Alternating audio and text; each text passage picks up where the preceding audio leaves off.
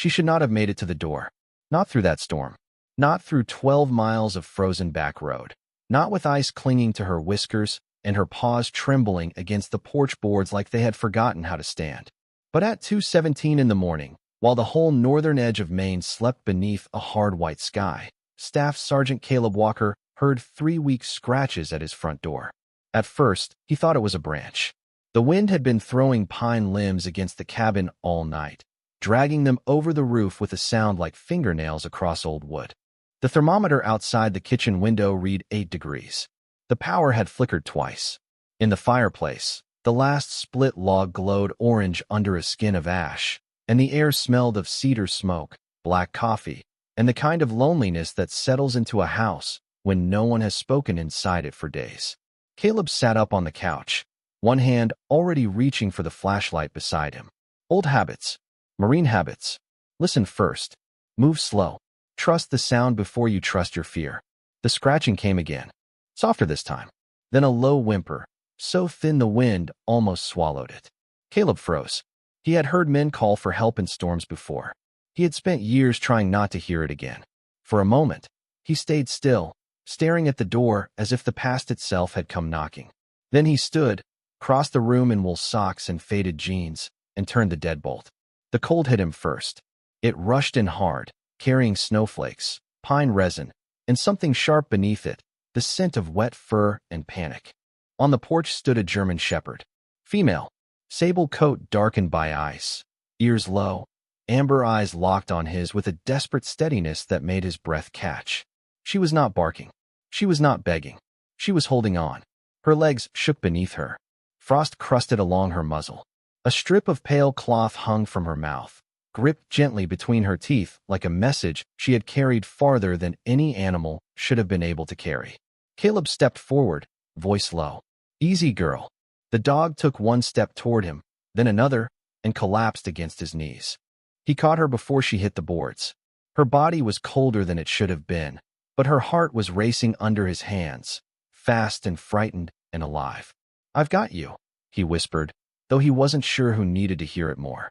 He pulled her inside, kicked the door shut against the storm, and laid her near the fire on an old braided rug. The shepherd lifted her head at once. Not toward the warmth. Not toward the bowl of water he set down. Toward the door. Caleb frowned. No, you're staying right here. But she pushed herself up on shaking legs and stumbled after him, pressing her nose into his sleeve, then turning back to the door with a sound that was not quite a whine and not quite a command. That was when Caleb noticed the cloth she had dropped on the floor. A small square of flannel. Blue. Torn at the corner. Wrapped around something metal. He bent and picked it up. An old dog tag, scratched nearly smooth, caught the firelight in his palm. Before he could read the name, the shepherd gave one broken cry and clawed once at the door. Then, somewhere beyond the porch, beneath the roar of wind and the trees bending under snow, Caleb heard it. One tiny cry, then another, then a third, so faint they seemed to come from the storm itself. Caleb looked at the German shepherd. She looked back at him, eyes burning with a plea too deep for words. And in that instant, the cold room changed. This was not a stray asking for shelter. This was a mother asking for a miracle. Caleb stood with the old dog tag in his palm, feeling the cold of it bite into his skin even beside the fire. The letters were worn almost flat, but one name still held beneath the scratches, Hale. For a few seconds, the cabin seemed to lose all sound except the wind shoving at the walls and the German shepherd breathing hard near his boots. Hale was not a common name to Caleb. It belonged to a man he had tried for years not to remember after midnight. Corporal Ryan Hale had been 29, loud when he laughed, quiet when it mattered, the kind of Marine who could make black coffee over a field stove taste like Sunday morning. He had once told Caleb that no one was truly lost as long as someone still answered when they called. Caleb had believed him then. He had believed a lot of things before the winter training accident in the White Mountains, before a sudden storm rolled in over the ridge, before radios went thin with static, before one voice called his name through snow and distance, and then faded into a silence Caleb carried home like a second spine.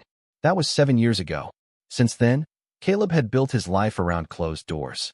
He bought the cabin outside Ashford, far enough from town that visitors needed a reason and most people stopped needing one.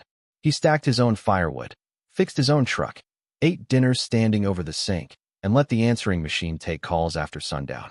In town, people called him polite. They also called him hard to reach. Both were true.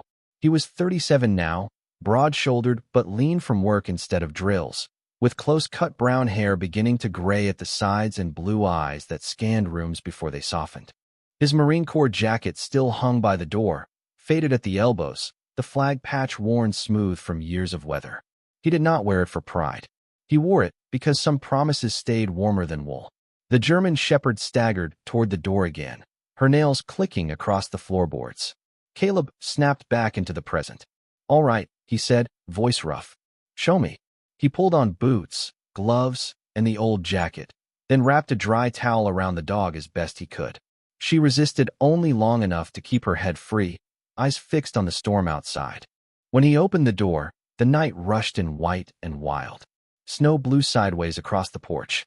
The beam of his flashlight cut through it in a trembling cone, catching the fresh path she had made coming in, small drops of melted ice and paw prints already filling with powder. Caleb stepped out first, then turned. "Stay close." The shepherd moved past him, weak but certain, limping down the porch steps and into the yard.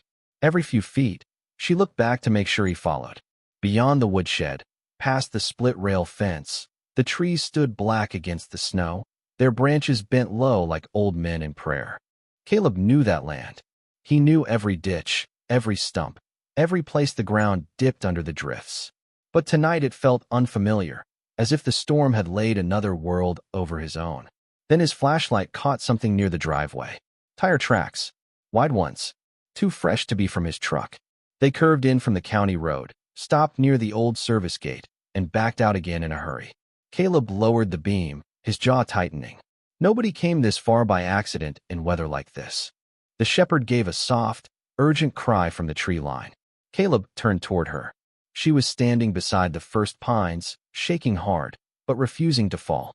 Behind her, the darkness seemed to breathe. From somewhere deeper in the trees came that same sound again, tiny, broken, alive. Caleb swallowed against the ache rising in his chest. 7 years ago, he had lost a voice in the snow. Tonight, 3 little voices were still calling. The shepherd did not move like a wounded animal anymore. She moved like a soldier with one last order to finish. Caleb followed her through the first line of pines, flashlight raised, boots sinking 6 inches into the fresh snow. The storm pressed hard against his face, needling his cheeks, stealing warmth from his breath before it could leave his mouth. Every few steps, the dog stopped, turned, and waited for him with those amber eyes burning through the dark. She was weak. He could see it in the tremble along her back, in the way one hind leg dragged for half a second before she corrected it. But she would not let herself be carried. Not yet. Not while something smaller than fear was still crying ahead of them. "Easy," Caleb murmured, though the word vanished into the wind. "I am right behind you." The trees thickened near the north edge of his property, where an old logging path bent toward a shed he had not used in years. It had belonged to the man who owned the land before him, a narrow structure of gray boards and a sagging tin roof, half hidden behind spruce and snowberry brush. Caleb had meant to tear it down every summer. Every summer, he found a reason not to. Tonight, it stood in the beam of his flashlight like a forgotten chapel, crooked, silent, waiting. The shepherd reached the door and placed one paw against it. Then she looked back. Caleb saw the edge of panic in her eyes and understood. She had made it this far once. She could not open what came next. He stepped forward, brushing snow from the rusted latch. It was not locked, just frozen stiff. He pulled once. Nothing.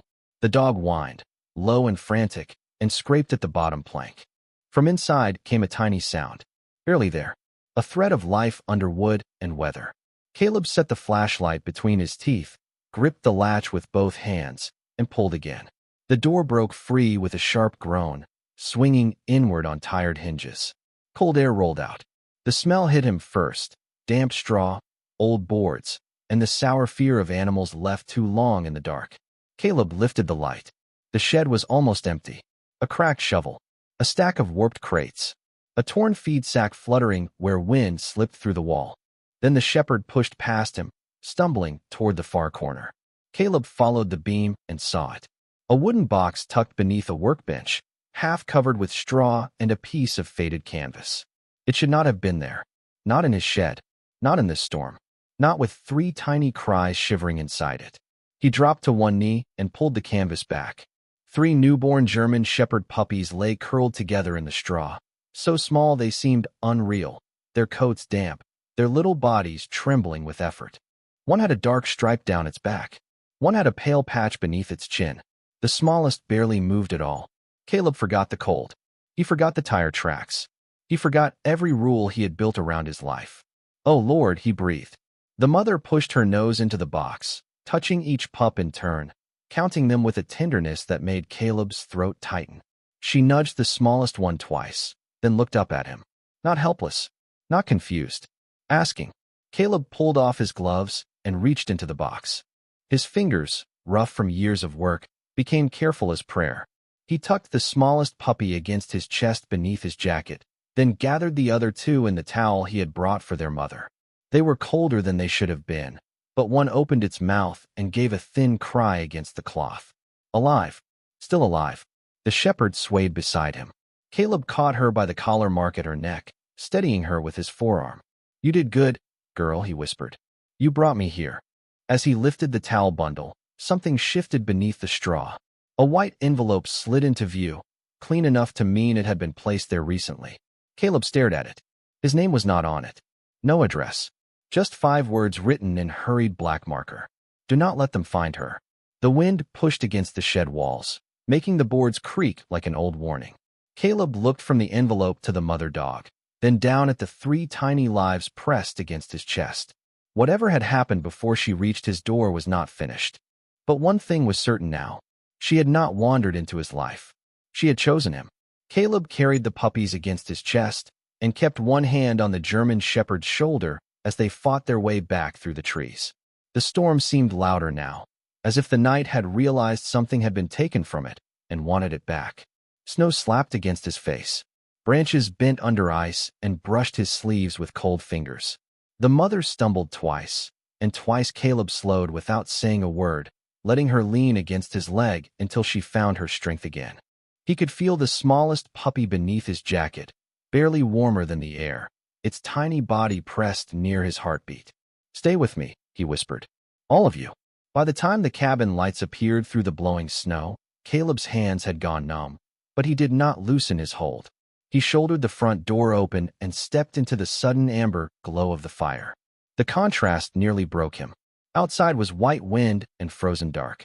Inside was cedar smoke, old floorboards, and the last honest heat in the world. He laid the towel bundle on the braided rug first, close enough to the hearth to warm but not burn, then eased the smallest pup from beneath his jacket and placed it between the others. The mother pushed forward at once, trembling so hard her teeth clicked softly, but still lowering herself around them in a protective curve. Her nose moved from one pup to the next, careful, urgent, counting again. Caleb knelt beside her. "You need a name," he said, voice low. "Cannot keep calling you girl." The shepherd looked at him, eyes heavy with exhaustion but steady. He thought of the word miracle, but it felt too big for a creature so tired. He thought of courage, but she had already proven that.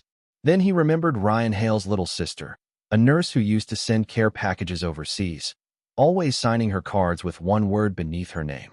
Mira, short for miracle, she had once said. Not the loud kind. The kind that survives quietly. Caleb swallowed. "Mira," he said.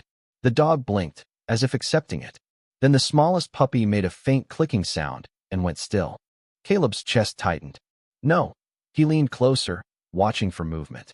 The pup's mouth opened, but no cry came. Caleb grabbed the towel, rubbing gently, exactly as he had once seen a farm vet do years before. "Come on, little one." Mira lifted her head and whined, the sound full of a mother's fear. Caleb reached for his phone on the coffee table and dialed with shaking fingers. It rang 4 times. 5. On the 6th, a woman answered, her voice thick with sleep but sharp with concern. "Carter Veterinary Clinic Emergency Line." "Emily, it is Caleb Walker." Silence shifted on the other end, turning instantly awake. "Caleb? Are you hurt?" "Not me." German shepherd mother. 3 newborn pups. Exposure. One is fading. He heard movement, drawers opening, keys being grabbed. Dr. Emily Carter had patched up half the working dogs in Ashford County and once drove through a nor'easter to save a barn cat no one else thought mattered. She was 42, widowed young, with steady hands and the kind of compassion that did not waste time explaining itself. "Get them warm slowly," she said. "Not too hot. Towels from the dryer if you have them. Sugar water, just a touch on the gums if they are weak. Keep the mother calm. I am coming." Caleb looked out the window. Snow erased the driveway in white sheets. "Roads are bad. Then I will drive slow." The line clicked dead. Caleb moved. He fed the fire, grabbed towels, warmed them near the hearth, and set a shallow bowl of water beside Mira. She sniffed it, but would not drink until her nose had touched each puppy again. Caleb dampened his finger with a tiny bit of sugar water and touched it gently to the smallest pup's gums. Nothing. He rubbed again, softer this time, breath held. "Not this one," he whispered. "Not tonight." The other two puppies shifted against Mira, searching blindly for warmth, their little paws kneading the air. But the smallest lay in Caleb's palm like a question no one wanted to answer. Outside, somewhere beyond the storm, an engine struggled up the road. Headlights swept once across the window and vanished behind blowing snow. Myra's ears lifted. Caleb turned toward the glass, the white envelope from the shed lying unopened on the table beside the old dog tag. For the first time that night, he understood that saving them might only be the beginning. The engine outside coughed once, then steadied. Caleb rose from the rug with the smallest puppy cupped in one hand and pulled the curtain back just enough to see a pair of headlights pushing through the snow. A dark green Subaru eased into the driveway, tires crunching over ice, its hazard lights blinking softly against the white. Dr. Emily Carter stepped out with a medical bag in one hand and a wool cap pulled low over her auburn hair. The wind hit her sideways, but she lowered her shoulder and kept walking, boots sinking deep, face set with the calm urgency of someone who had learned long ago that panic never saved a life. Caleb opened the door before she knocked. "Kitchen," he said. Emily nodded once and came in with snow clinging to her coat. She paused only when she saw Mira curled around the two moving pups, amber eyes watching every breath in the room. "Oh, sweetheart," Emily whispered, and something in her voice softened the air. Then she saw the tiny pup in Caleb's palm. The softness vanished. "Towels. Lamp. Clear the table." Caleb moved without question. In less than a minute, the cabin became something between a field station and a prayer room. Emily spread a clean towel on the kitchen table, set a small warming pad beneath it, and opened her bag with precise hands. The fire popped behind them. The old wall clock ticked too loudly. Mira tried to rise, but Caleb knelt beside her and placed one steady hand against her shoulder. "Stay, Mira. She is helping." Emily looked up briefly. "Mira, that is her name now." Emily gave the smallest nod, as if there was no argument to be made against a name earned in a storm. She checked the puppy with 2 fingers, then lowered her ear close. Caleb watched her face, searching for hope before she spoke. Emily did not give him false comfort. "She is very cold," she said, "but not gone." The words entered Caleb like oxygen. He released a breath he had been holding since the shed. Emily rubbed the pup gently, warmed a small dropper between her palms, and touched a careful amount of glucose solution to its mouth. "Come on, little one," she murmured. "You made it this far." Mira whined from the rug. The other 2 puppies rooted blindly against her belly, weak but determined. Emily glanced over. Then her eyes narrowed at the mother's neck. "Caleb, bring the lantern closer." He did. Emily parted the damp fur with careful fingers and studied the bare ring where a collar had once sat too tight for too long. There were old rubbed places in the coat, not fresh wounds, but marks of confinement, neglect, and escape. Emily's expression changed. Not anger. Something colder and cleaner. Recognition. "This dog did not get lost," she said quietly. "She got away." Caleb looked toward the table where the envelope lay beside the old dog tag. "I found something in the shed." Emily followed his eyes. "What kind of something?" "A note." "Read it." Caleb hesitated, then picked up the envelope with his free hand. It had no seal. Inside was a folded page torn from a feed receipt. The writing was hurried, uneven, the ink smudged at the edges. He read it aloud, his voice low. Her name was listed as breeding stock. They were coming back after the storm. I could not leave the pups there. I am sorry I used your shed. Ryan said if anything ever went wrong, Caleb Walker was the one man who would open the door. The room went still. Even the wind seemed to pull back from the windows. Caleb stared at the page. Feeling the name strike the place inside him, he kept covered. Ryan. Emily looked from the note to the dog tag on the table.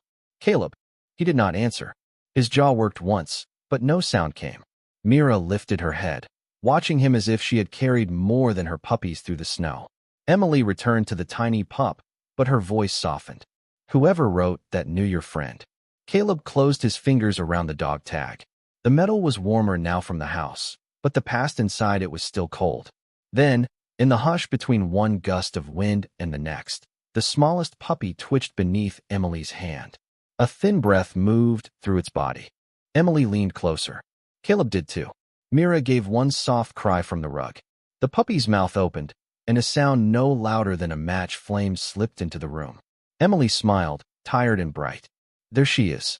Caleb bowed his head over the table, not hiding the tears that came this time. Outside, the storm kept raging across the Maine woods. Inside, for lives had begun to pull warmth back into a house that had forgotten how to receive it. Caleb named the smallest puppy Grace because no other word fit something that had almost slipped away and still found its way back. She lay on the warming towel beneath Emily's careful hands, no bigger than a folded work glove, her tiny chest rising in uneven little pulls. Each breath seemed borrowed. Each breath seemed holy. Mira watched from the rug, exhausted but alert, her head resting beside the other two pups, as if she could hold the whole room together by refusing to close her eyes. Caleb crouched between them, one hand near Myra's shoulder, the other gripping Ryan Hale's dog tag, so tightly the worn edge pressed into his palm. The name on the note kept moving through him like a low bell. Ryan said if anything ever went wrong. Caleb had not heard that voice in 7 years, but suddenly it was everywhere. In the wind under the door, in the crackle of the fire, in the soft, stubborn breath of a puppy that should have been gone. Emily adjusted the towel around Grace and spoke without looking up. She is not out of danger yet. None of them are. The next hour matters. Caleb nodded. His throat felt too tight for words. He had spent years convincing himself that the worst moments in life happened all at once, fast enough that a man could not change them. A white ridge, a dead radio, a storm closing in, a friend's voice fading under the snow until the world became only static and regret. But this was different. This pain moved slowly. It asked him to stay awake. It gave him something to do with his hands. Emily noticed the way his gaze had gone distant. Caleb, she said gently, stay here with me. He blinked and looked at her. I am here. No, she said, softer now. Here. She nodded toward Grace. With her. Caleb looked down at the puppy. Her mouth opened once, but no sound came out. Her little paws trembled against the towel. He leaned closer, lowering his voice to the quiet tone he used years ago with young Marines on their first freezing night in the field. You listen to me, Grace. You do not have to do much. Just the next breath. That is all. One more. Mira gave a faint whine, and Caleb reached back to touch her fur. You too, Mama. You brought them home. Now let us keep them here. Emily's expression softened at the word home, but she kept working. She checked Myra's temperature, gave her fluids, and eased a blanket around the mother's ribs. The two stronger puppies began to nurse, their movements weak but sure, and Myra's eyes changed when she felt them there. Something frightened inside her settled. Not gone. Settled. Caleb watched that small surrender and felt something in his own chest loosen, not enough to heal, but enough to hurt honestly. The cabin had never sounded like this before. A stove fan humming, a veterinarian counting breaths under her breath, a mother dog sighing through pain and relief, 3 newborns making the tiniest sounds against the cold. For years, silence had been Caleb's way of staying alive. Now the noise of need filled every corner, and somehow it did not feel like an invasion. It felt like a mission. Emily wiped her hands on a towel and looked toward the window. Whoever came here may come back. Caleb followed her gaze. Beyond the glass, snow moved in thick curtains across the dark yard. The tire tracks were nearly buried now, but not erased. Not from his mind. Then they will find me awake, he said. There was no anger in it. Only steadiness. The kind that did not need to raise its voice. Emily looked at him for a long moment, then nodded. On the table, Grace shifted again, her tiny head turning toward Myra's scent. Caleb slid both hands beneath the towel and carried her carefully to the rug. Mira lifted her muzzle, weak but eager. When Caleb placed Grace between the other two pups, the mother touched her with one slow, trembling lick. Grace answered with a thin cry that seemed to rise from somewhere deeper than life, somewhere close to mercy. Caleb closed his eyes. Not this time, he thought. Not in this storm. Not at my door. The miracle did not arrive like thunder. It came in the smallest measurements. Grace taking another breath. Mira drinking half a bowl of water. The two stronger puppies finding warmth beneath their mother's body, their little paws pressing into her fur as if kneading life back into the room. Caleb sat on the floor with his back against the couch, knees drawn up, one hand resting close enough for Mira to smell him whenever she woke startled. Emily worked beside the hearth, quiet and steady, writing notes on a folded intake form balanced on her medical bag. Outside, the storm dragged its weight across the roof. Inside, time moved by breath count, by heartbeat, by the slow return of color to three tiny mouths. At 3:41 in the morning, Grace cried again. It was not strong. It was not loud, but it was real. Mira lifted her head at once, ears tilting forward, and Caleb felt the sound pass through him with a force he could not explain. He had heard marching bands, transport planes, rifles on ceremony days, and the heavy silence after bad news. None of it had ever sounded like that. One fragile cry in a snowbound cabin, and suddenly the world felt less abandoned. Emily looked over her shoulder and smiled. That one is going to be trouble. Caleb let out a breath that almost became a laugh. She has earned it. He reached for the old quilt folded over the armchair and tucked it more securely around Myra's hindquarters. The mother dog did not flinch now. Earlier, every touch had made her tense as if kindness might be taken back. Now she watched him with tired suspicion melting into something gentler. Trust did not come all at once. Caleb knew that better than most. It came one safe minute at a time. It came when a hand did not hurt, when a door stayed open, when a voice remained low even after fear entered the room. Emily packed away one syringe and checked the window again. Snow was covering the tracks. Caleb looked toward the glass. I saw enough. You should call Sheriff Donnelly before sunrise. I will. His voice was calm, but his eyes had changed. Not hardened. Cleared. The envelope lay beside the dog tag on the table, and the name Hale seemed to glow there in the firelight, a bridge between the dead and the living. Caleb did not know who had written the note. He did not know how Ryan's name had found its way back to him through a freezing dog and 3 newborn pups. But he knew what Ryan would have said. Quit staring at the dark, Walker. Do the next right thing. So Caleb did. He rose quietly, filled another bowl with warm water, and set it near Mira. This time, she drank. Slowly at first, then deeper. When she finished, she rested her head on his boot.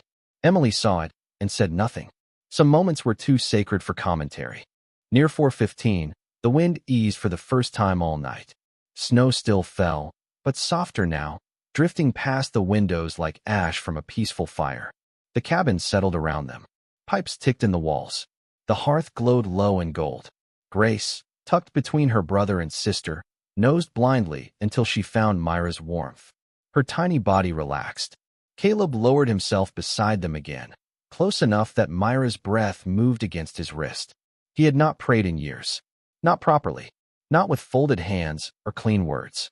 But as the smallest pup slept, as the mother closed her eyes without fear, as Emily sat nearby guarding the hour with him, Caleb bowed his head. He did not ask for much. Only warmth. Only morning. Only the strength to answer whatever came next. Then, just as peace began to settle over the room, a pale sweep of headlights moved across the far wall. Once. Slow. Then gone. Myra's eyes opened instantly. Caleb lifted his head. Emily stopped writing. Outside, beyond the curtain of snow, an engine idled somewhere near the road. Caleb did not move toward the door at first. He moved toward the phone. Calmly. Deliberately. The way a man moves when fear has entered the room but has not been given command. Emily gathered the envelope, the note, and the old dog tag from the table, sliding them into a clear medical sleeve from her bag. Mira lifted her head from the rug, ears forward, body weak but ready, while the 3 puppies pressed deeper into the warmth beneath her. Outside, The engine idled near the road, hidden behind the falling snow. Its headlights did not return, but the sound remained, low and patient, like someone deciding whether the dark still belonged to them. Caleb dialed Sheriff Donnelly with his thumb. The call rang twice before a gravelly voice answered. Donnelly. Sheriff, it is Caleb Walker. I need you at my place. A pause. Then the sound of movement. You all right? I am. A German shepherd showed up at my door half frozen. 3 newborn pups were left in my old shed. There are fresh tire tracks by the service gate and a vehicle waiting near the county road right now. Another pause, shorter this time. Stay inside. Lock the door. I am 10 minutes out. Caleb looked at Mira. Make it 5 if the roads allow. He ended the call and turned the deadbolt, then lowered the porch shade just enough to leave a narrow view of the driveway. Emily stood beside him, her face pale in the firelight but steady. Do you think they know she is here? Caleb kept his eyes on the window. She came here because someone knew I would answer. The words settled heavily between them. Then came a slow crunch of tires over snow. The vehicle moved closer, stopping at the edge of the yard. A door opened. Wind carried a man's voice, muffled and falsely gentle. I know the dog is in there. Mira gave a low sound from the rug. Not loud, not wild. A warning born from memory. Caleb stepped to the door, but did not open it. This is private property, he called through the wood. Sheriff is on the way. Silence. Then the voice again, cooler now. That animal belongs to a licensed facility. She wandered off. I am here to collect her before she causes trouble. Emily's hand tightened around the evidence sleeve. Caleb looked back at Mira. The mother dog had struggled upright, legs shaking beneath her, placing herself between the door and the pups though she could barely stand. That was all Caleb needed. He faced the door again. No, sir. She is not leaving this house tonight. The man outside exhaled hard, the sound almost lost in the wind. You do not understand what you are getting involved in. Caleb's voice stayed low. I understand a mother in a storm. I understand a locked box in my shed. I understand a note asking me not to let anyone find her. That is enough. From the road came the distant rise of another engine, then the soft flash of red and blue through the snow. Sheriff Donnelly's cruiser rolled into view, followed by a county animal services truck. The man outside stepped back from the porch light as if daylight had arrived too early. Caleb opened the door only when he saw Donnelly coming up the walk, hat pulled low, coat dusted white, one hand raised in greeting. Morning, Caleb, the sheriff said, though morning had not yet broken. His eyes moved from Caleb to Emily, then past them to Mira and the pups. Something in his expression softened before duty returned. Ma'am, you have the note? Emily handed it over. And medical observations. Old collar injury, exposure, signs of neglect. The puppies need protection tonight. Donnelly nodded, then turned to the man in the yard. We can discuss ownership at the station. Right now, you can step away from that porch. No one shouted. No one rushed. The storm itself seemed to hold its breath while quiet justice took shape under the porch light. Caleb stood in the doorway, broad shoulders blocking the cold from entering, and Mira, trembling behind him, lowered herself back beside her puppies. For the first time since she had reached his door, she closed her eyes. Not because she had given up, because someone else was finally standing guard. By sunrise, the storm had spent itself over the Maine woods, leaving the world quiet and white and strangely new. Snow clung to every pine branch beyond Caleb's cabin, and the first pale light turned the drifts blue along the fence line. Sheriff Donnelly had gone before dawn with the man from the road, the note, the photographs, and enough questions to keep the county busy for a long while. Emily stayed until the puppies were stable, until Mira drank again, until Grace gave one more small cry and the room seemed to breathe with her. When Emily finally zipped her coat and stepped toward the door, she looked back at Caleb sitting on the floor beside the German shepherd and her pups. You know they cannot go anywhere for a while, she said. Caleb looked down at Mira, whose head rested on the edge of his boot as if it had always belonged there. I know. Emily studied him with a tired smile. And after a while, Caleb did not answer right away. Outside, the last flakes drifted down without urgency. Inside, Hope and Scout slept pressed against their mother, while Grace, the smallest, twitched in a dream no bigger than a heartbeat. The cabin smelled of warm towels, wood smoke, coffee, and milk. It no longer smelled lonely. Caleb reached out and gently touched the space between Myra's ears. She opened one amber eye, saw that it was him, and closed it again. Trust, one safe minute at a time. After a while, he said quietly, "They will still be home." Emily nodded like she had known before he did. She left a bag of supplies on the kitchen chair, gave him instructions he would follow with marine precision, and drove slowly down the road as morning widened across the trees. Caleb stood at the window until her taillights disappeared. Then he turned back to the room that had changed overnight. The old dog tag lay on the table, clean now, the name Hale catching a thin strip of sunlight. Caleb picked it up and held it in his palm. For years, that name had been a wound he refused to touch. Now it felt like a hand on his shoulder, guiding him back toward the living. He clipped the tag to a small nail beside the front door, not as a memorial to pain, but as a reminder of the promise that had found its way through snow. Weeks passed. The county investigation moved quietly, and Mira was never returned to the place she had escaped. Caleb built a whelping box near the hearth, then a fence behind the cabin when the pups learned to wobble, tumble, and bite at his bootlaces with serious little growls. Hope was bold, always first to climb over folded blankets. Scout followed every sound, nose working like a compass. Grace remained the smallest, but when she barked for the first time, Caleb laughed so hard he had to sit down on the porch steps. Mira watched all of it from the doorway, stronger now, her sable coat brushed clean, her eyes no longer searching every shadow for danger. Spring came late that year. Snow melted from the roof in silver threads. Brown grass showed beneath the drifts. The old shed was repaired, not torn down, its door painted red, and its floor swept clean. Caleb still woke sometimes before dawn, heart tight from dreams of white ridges and fading voices. But now, when he opened his eyes, he heard breathing, for steady rhythms from the rug beside his bed. One deep, three small. On the first warm morning of May, Caleb opened the front door and let the sunlight pour across the threshold where Mira had once fallen into his arms. She stepped outside with her puppies bouncing around her legs, and for a moment, Caleb simply stood there, one hand on the doorframe, watching life move through the yard he had thought would stay silent forever. Some miracles do not announce themselves. They arrive cold, tired, and trembling. They scratch once at a closed door, and when someone opens it, they save more than what is standing outside.